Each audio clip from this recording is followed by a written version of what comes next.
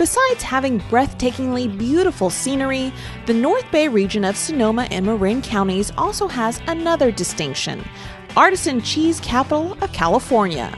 In fact, of California's 43 artisan cheese companies, over half are located in Marin and Sonoma. You see, the foggy, grassy North Bay boasts some 22,000 acres of land dedicated to making a variety of dairy products. And to celebrate that, the Marin Economic Forum introduced the Sonoma Marin Cheese Trail Map, the first ever guide to visiting local artisan cheesemakers in the state.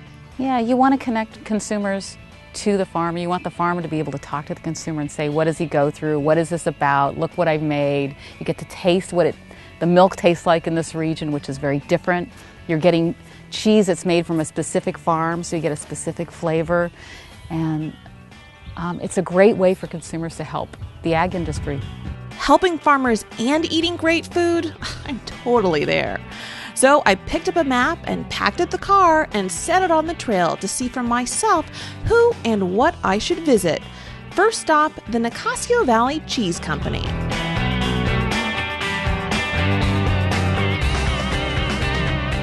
The business is run by brothers Scott and Rick LaFranchi, who are actually dairymen by trade. In fact, their family has been in the dairy business in Marin since 1919. But last year they decided to become cheesemakers and started taking some of their own farm's milk and making it into a variety of cheeses. For them, being on the cheese trail not only was a way to generate revenue for the farm, but it was also a way to introduce their business to a public hungry for information about food. I just think the more people understand about what goes into their food, the more appreciative they will be of perhaps what the local farmer goes through and how important it is to enjoy food that's produced locally.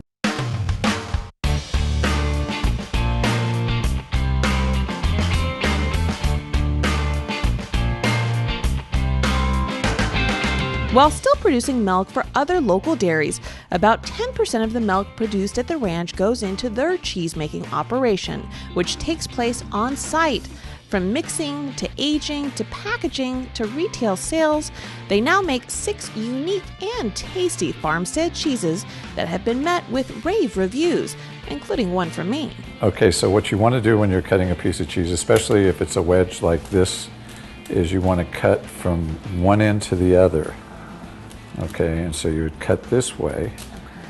The reason for this is the flavor of the cheese will change from the middle, which would be the middle of the wheel, to the outer edge. And then the ideal situation would be to cut it in strips like this. And then by eating it that way, you can kind of follow the path of the flavor as you go from one end of the cheese to the other. Okay, so now this is the best part of the tour, really, is getting to try the cheese, right, Rick? I would say so. So now just, which one do you want me to try first here? Why don't we start with the foggy morning? Okay. Okay, now I would suggest trying this without a cracker. Without a cracker, okay. Okay. That's nice. After filling up on a lot of tasty cheeses, I decided to head down the road to the McLean Dairy in Petaluma, where I met Jana McLellan.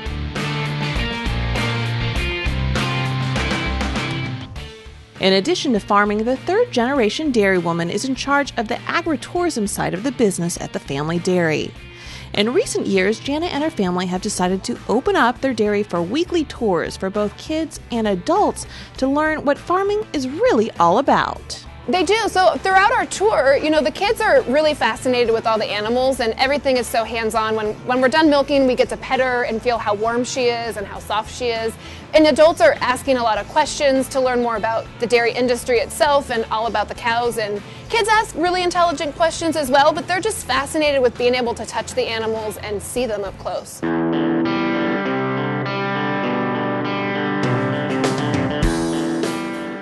In addition to the hand milking demonstration, Jana shows folks the mechanical milking they do at the farm too. You see, the family operates a pretty large dairy, nearly 800 cows in all.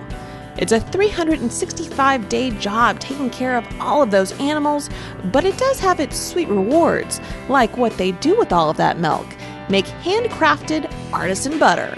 So the farm is going nonstop. We start at 1 in the morning and we finish milking at around 10 a.m. Of course, there's other farm chores going on throughout the day.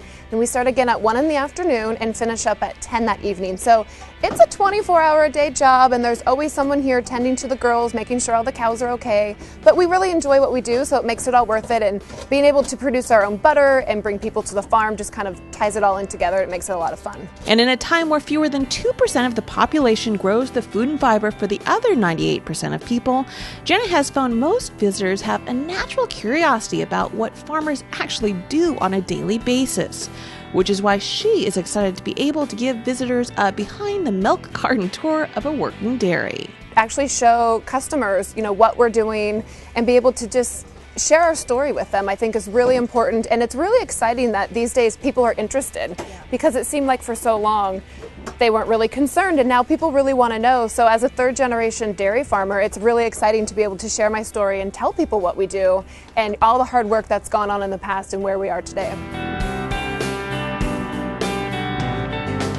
After hanging out with Jana and her crew, I headed off on the last stop on my trip through Dairyland, the Y-Rock Farm and Creamery, which is also in Petaluma. As you can see, it's a little different than our other stops. First off, you won't find cows here, but rather sheep.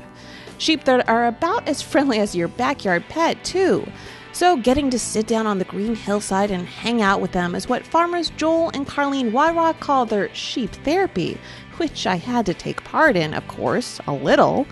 A second difference here is that they're not making butter or cheese, but instead soap. That's right, sheep milk soap. Well, I think it's kind of like the wine world. Everybody wants to hit the winery and see where the grapes are grown, taste the product. We're farmers, but we're also consumers of products, and so buying local is important to me. And I felt that having some transparency in our farming operation is really important to the market right now. So, at farmers markets where we sell our products, we get direct feedback from people, and they tell us it's important to them to know where their food comes from. They want to not just see the cheese, but they want to see the animals. They want to see what their life experience is like, and in turn they feel more inclined to buy more of your product and support the entire project. In addition to the 3 stops I visited, there are 24 other dairies on the map, all with their own individual stories to tell, farmers to meet, and products to enjoy. And thanks to the location, the animals, and the farmers, mapping out the trail to finding great food is easier than ever. I just want people to get a chance to see the farms, get a chance to see where their food comes from, taste something great, get out of the house, go do something. It's a great tour. It's a great way to see something else in California.